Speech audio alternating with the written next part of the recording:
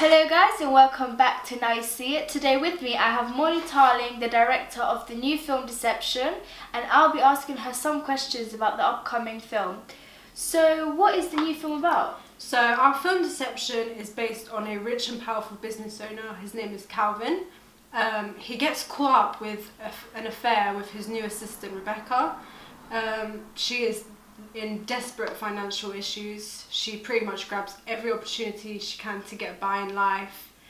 She lives with her girlfriend Natalie, and throughout the trailer it's just clear that the desperation pushes her and her girlfriend to come up with some crazy ideas and plans and starts controlling the man's life. Okay, so what were your inspirations for the making of the trailer then?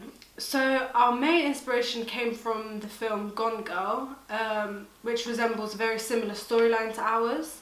The main female character goes missing, and we wanted to create some confusion for the audience, almost giving them two plots to go by.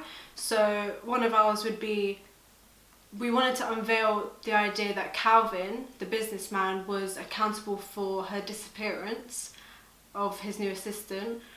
And the other storyline would be Rebecca and her girlfriend had some input in the situation, but it's up to the audience which one they think it is. We also tried to convey Calvin's character quite similarly to Nick Dunn in Gone Girl. It's quite unclear whether it was him that did it or... Yeah, his behaviour was quite shady. Yeah, until you watched the film. And you couldn't really tell if he was genuine or not.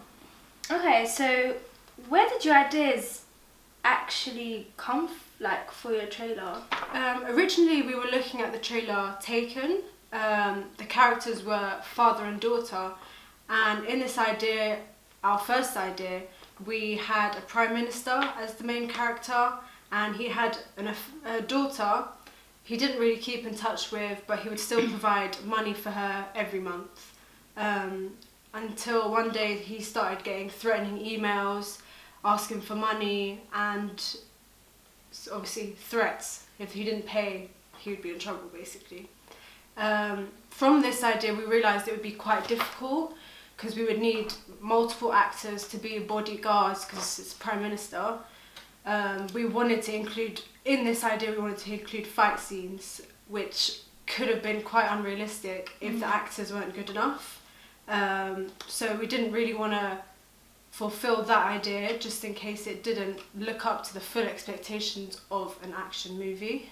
And then from that we kind of switched it up and started looking more at the Gone Girl trailer. That's a good idea too. That probably will be your next movie. So did you think your trailer follows the conventions of the thriller genre then? Well, when focusing on the trailer, we tried, our cinematographers tried to include quite dark lighting, so low-key lighting. So that scene in shots in the hotel room, we wanted to have obviously in a romantic atmosphere. They were having their alone time together, and so the candles, and we had a lamp on which was made for that. It ensured that the lighting wasn't too harsh. It was quite a soft shot in general, and that's what we were looking for. We used a lot of shadows, so in our that was quite effective. In our interrogation scene, the lighting was quite direct on his face, which was effective. It kind of showed the darker side to our trailer, more twisted side of it. And in scenes in the office as well, where Calvin and Rebecca were arguing, the lighting was quite dim. It just showed that their relationship was going somewhere quite negative, and yeah, so the lighting really did stick to the conventions of a thriller movie. When you look at the music, we tried to switch up. We didn't really want to go by the usual scary songs or quite creepy. We went for a more R&B track by The Weeknd called The Hills. So this doesn't necessarily fit the genre, but we thought it could attract different audiences because it's more mainstream. But yeah. Yeah, it's definitely a catchy song. You must have been sick of hearing after a while though. 100%. it got to the point where we had to mute the editing program because it just was in our head all the time. What else? And when we were doing dialogue as well, we did stick quite closely to conventions of thriller, whereby there was arguments and it was just quite all shady conversation, plotting and scheming between the two girls, and like arguments between the wife and Calvin. But yeah. Okay. So do you feel the cam work in the trailer was particularly conventional, or were you experimental at times? So we've got quite a few shots in the trailer that at the beginning we didn't really think was going to work. So we started filming just to see if they would be good enough and just experimenting, and they actually worked quite well.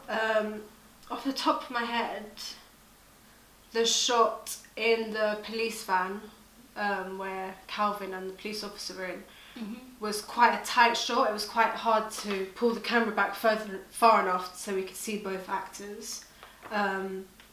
We've also got one in the hotel room. We've placed the camera behind a kettle. This was so it would be more creepy. It was like someone was watching them. It gave the idea that it was hidden. We've also got a shot from inside a locker where they were getting money out and putting money in. That was quite different as well. Yeah, it looked quite cool.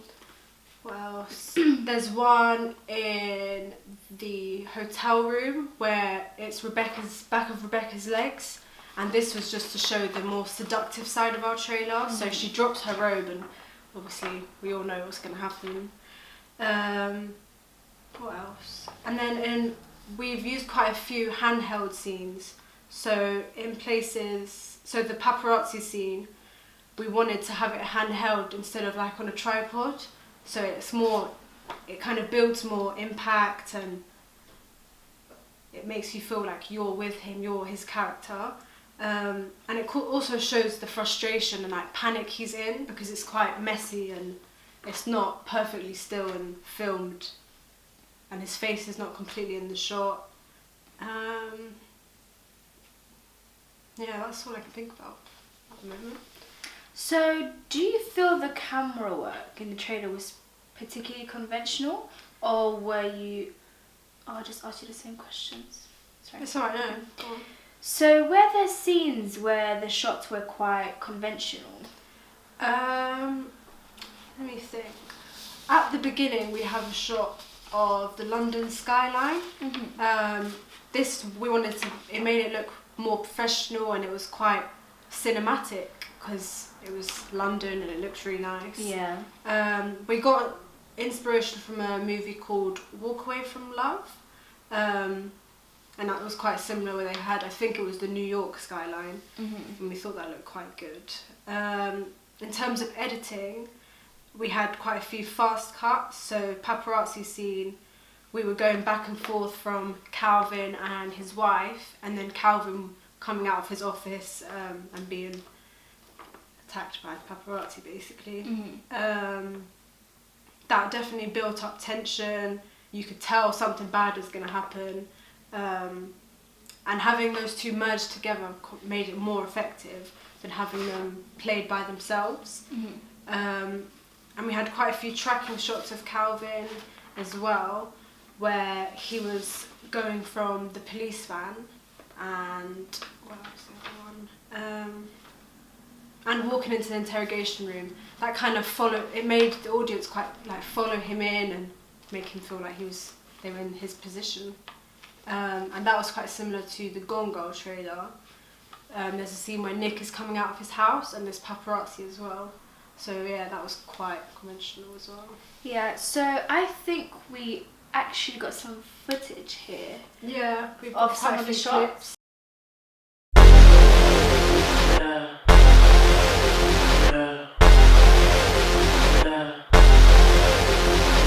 Your man on the road, he doing promo. You said keep our business on the low. I'm just trying to get you out the friend zone, 'cause you look even better than